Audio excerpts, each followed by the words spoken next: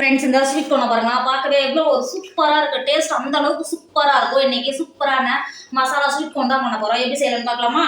hi friends welcome to Kerala சமையல் கேரளா சமையலில் நம்ம சூப்பரான மசாலா ஸ்வீட் கொண்டு தான் செய்ய போகிறோம் வாங்க எப்படி செய்யலாம்னு பார்க்கலாம் இது பண்ணுறதுக்கு நான் ஒரு 400 கிராம் இருக்கும் ஸ்வீட் கார்ன் எடுத்திருக்கேன் இது தோக்கு பார்த்தீங்களா அந்த மேலே இருக்கிற நல்லா இது மாதிரி எடுத்துக்கோங்க இந்த மாதிரி பார்க்க எவ்வளோ முத்து முத்தா எவ்வளோ ஒரு சூப்பராக இருக்குது பார்த்தீங்களா இங்கே பாருங்க பெருசாக எவ்வளோ ஒரு சூப்பராக இருக்குது பார்த்தீங்களா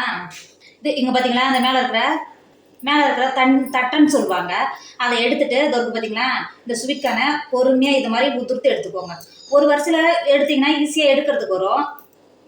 இங்கே பாருங்க இந்த மாதிரி உதிர்த்து எடுத்தீங்கன்னா நம்ம எடுக்கிறதுக்கு ரொம்ப ஈஸியாக வரும் இதற்கு பார்த்தீங்களா இந்த மாதிரி உதிர்த்து எடுத்துக்கோங்க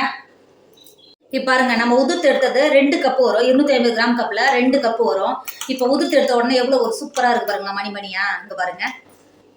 உதிர்த்து எடுத்தா ஸ்வீட் கோனை மாற்றி வச்சுக்கோங்க பாத்திரத்தில் தண்ணி வச்சு தண்ணி நல்லா கொதிக்க ஆரம்பிச்சிருச்சு நம்ம உதிர்த்து எடுத்து வச்சுருக்கோம்ல கோனை உள்ளே சேர்த்துக்கோங்க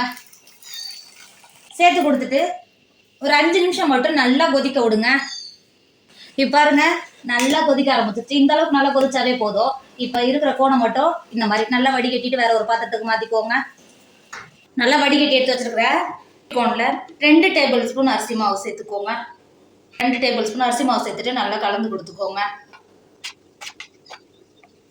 அரிசி மாவு சேர்த்துட்டு கலந்து கொடுத்துட்டு 1/4 கப்பு நான் கார்ன்ஃப்ளோர் எடுத்திருக்கேன் இது ஒரு 4 டேபிள் ஸ்பூன் வரும் கொஞ்சம் கொஞ்சமாக சேர்த்துக்கோங்க ஃபஸ்ட்டு ஒரு 2 டேபிள் ஸ்பூன் சேர்த்துட்டு நல்லா கலந்து கொடுத்துக்கோங்க இப்போ அந்த மீதி இருக்கிற 2 டேபிள் ஸ்பூன் கார்ன்ஃப்ளோரும் சேர்த்து கொடுத்துக்கோங்க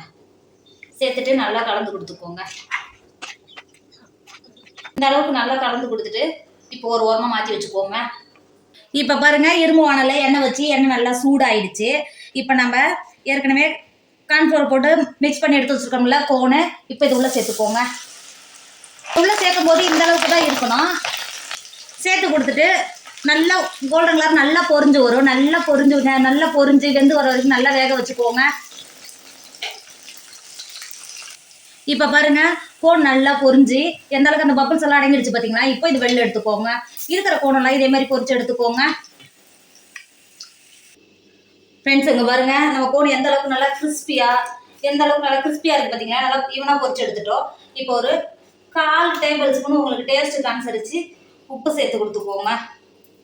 1/2 டேபிள் ஸ்பூன் மிளகாத்தூள் காஷ்மீர் மிளகாத்தூள் சேர்த்து கொடுத்துக்கோங்க ஒரு 1/4 டேபிள் ஸ்பூன் சாட் மசாலா சேர்த்துக்கோங்க புளிப்போடு சேர்த்து இந்த கூட சாப்பிடும்போது டேஸ்ட் அந்த அளவுக்கு சூப்பராக இருக்கும் சேர்த்து கொடுத்துக்கோங்க அது கூடவே ஒரு சின்ன துண்டு வெங்காயத்தை பொடியாக கட் பண்ணி வச்சுருக்கேன் இது உள்ள சேர்த்துக்கோங்க கூடவே கொஞ்சமாக மல்லித்தழை சேர்த்து கொடுத்துக்கோங்க சேர்த்து கொடுத்துட்டு அது கூடவே 1/4 பாகம் லெமனை நல்லா புழிஞ்சு சேர்த்துக்கோங்க எல்லாத்தையும் சேர்த்து கொடுத்துட்டு நல்லா மிக்ஸ் பண்ணிக்கோங்க நம்மளோட மசாலா சூப்பராக ரெடி ஆயிடுச்சு இதோட டேஸ்ட் அந்த அளவுக்கு சூப்பராக இருக்கும் நீங்கள் டேஸ்ட் பண்ணி பாருங்களா